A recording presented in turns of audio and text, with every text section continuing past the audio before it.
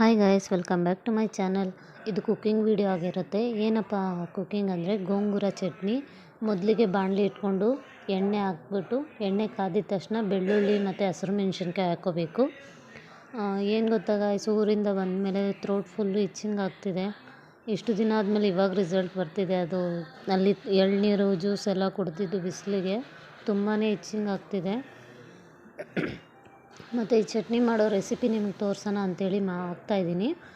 ಮತ್ತು ಈರುಳ್ಳಿ ಕಟ್ ಮಾಡ್ಕೋಬೇಕು, ಚಿಕ್ಕ ಚಿಕ್ಕದಾಗಿ ಕಟ್ ಮಾಡಿ ಅದನ್ನು ಫ್ರೈ ಮಾಡ್ಕೋಬೋದು. ಏನಿಲ್ಲ, ಇದು ಕುಕ್ಕರಲ್ಲಿ ಹಾಕಿ ಕೂಡ ಎಲ್ಲ ಒಟ್ಟಿಗೆ ಹಾಕ್ಬಿಟ್ಟು ಒಂದೆರಡು ವಿಜಿಲ್ ಬಿಟ್ಟರು ನಡೆಯುತ್ತೆ.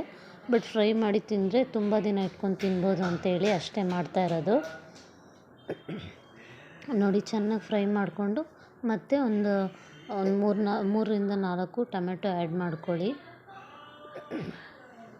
ಇದು ಈ ಥರ ಚೆನ್ನಾಗಿ ಫ್ರೈ ಮಾಡಿ ತಿನ್ನೋದ್ರಿಂದ ಹೆಲ್ತ್ಗೂ ಚೆನ್ನಾಗಿರುತ್ತೆ. ಕುಕ್ಕರಲ್ಲಿ ಹಾಕಿದ್ರೆ ಜಾಸ್ತಿ ದಿನ ಇಟ್ಕೊಂಡು ತಿನ್ನೋಕ್ಕಾಗಲ್ಲ. ಸೊ ಅದಕ್ಕೆ ಆಯಿಲಲ್ಲಿ ಫ್ರೈ ಮಾಡ್ಕೊಳ್ತಾ ಇರೋದು. ನೋಡಿ, ಈಗ ಟೊಮೊಟೊ ಫ್ರೈ ಆಯಿತು. ಸೊಪ್ಪು ಹಾಕೋದು ವೀಡಿಯೋ ಸ್ಕಿಪ್ ಆಗಿಬಿಟ್ಟಿದೆ, ನಾನು ವೀಡಿಯೋನೇ ತೊಗೊಂಡಿಲ್ಲ. ಅದು ನೋಡಿ, ಸೊಪ್ಪು ಆ್ಯಡ್ ಮಾಡಿಕೊಂಡೆ, ಅದು ಚೆನ್ನಾಗಿ ಫ್ರೈ ಆಗಿ ಇಷ್ಟ ಆಗಿಬಿಡುತ್ತೆ. ನಾನಿಲ್ಲಿ 2 ಕಟ್ ತೊಗೊಂಬಂದೆ, ಆದರೂ ಇಷ್ಟೇ ಇಷ್ಟ ಆಗಿದೆ. ಬಟ್ ತುಂಬಾ ಚೆನ್ನಾಗಿರುತ್ತೆ. ನನಗಂತೂ ತುಂಬ ಫೇವ್ರೇಟ್ ಇದು ಗೋಂಗೂರ ಚಟ್ನಿ. ಇದನ್ನು ಅನ್ನಕ್ಕೆ ಮುದ್ದೆಗೆ ಹಾಕ್ಕೊಂಡು ತಿಂದರೆ ಸಖತ್ ಟೇಸ್ಟ್ ಇರುತ್ತೆ. ನೋಡಿ, ಈ ರೀತಿ ಫ್ರೈ ಆಗಬೇಕು. ಆ ಸೊಪ್ಪು ಆ್ಯಕ್ಚುಲಿ ನೀರು ಬಿಟ್ಕೊಳ್ಳುತ್ತೆ, ನೀವು ನೀರು ಆ್ಯಡ್ ಮಾಡಬಾರ್ದು. ಆ ಸೊಪ್ಪಿನ ನೀರಲ್ಲೇ ಬೇಯಬೇಕು. ಅದು ಲೋ ಫ್ಲೇಮಲ್ಲೇ ಬೇಯೋಕ್ಕಿಡಬೇಕು. ನೀರೆಲ್ಲ ಹಿಂಡ್ಕೊಂಡಾದ್ಮೇಲೆ ಸ್ವಲ್ಪ ಹುಣ್ಸೆಹಣ್ಣು ಆ್ಯಡ್ ಮಾಡ್ಕೊಳ್ಳಿ.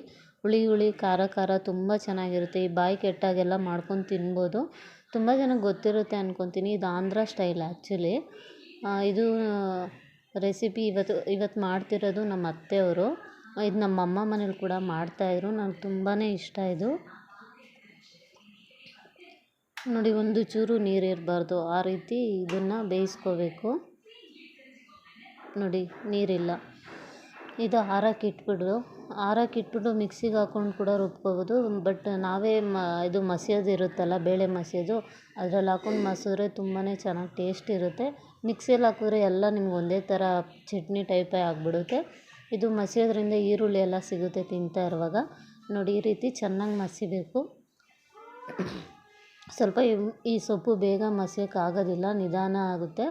ಸ್ವಲ್ಪ ಪ್ರೆಷರ್ ಕೊಟ್ಟು ನೀವು ಮಸಿಬೇಕಾಗುತ್ತೆ. ಈ ರೀತಿ ಇದು ನನಗೆ ಆ್ಯಕ್ಚುಲಿ ತುಂಬ ಇಷ್ಟೇ. ಇದು ನೋಡಿ, ಒಗ್ಗರಣೆ ಹಾಕ್ಕೊಂಡ್ರೆ ಹಾಕ್ಬೋದು, ಇಲ್ಲಾಂದರೆ ಇಲ್ಲ. ತುಂಬಾ ಚೆನ್ನಾಗಿರುತ್ತೆ ಬಿಸಿ ಅನ್ನಕ್ಕೆ. ನನಗಂತೂ ತುಂಬ ಇಷ್ಟ ಆಯಿತು. ನಿಮಗೂ ಇಷ್ಟ ಆಗಿರುತ್ತೆ ಅಂದ್ಕೊಂಡಿದ್ದೀನಿ. Thank you.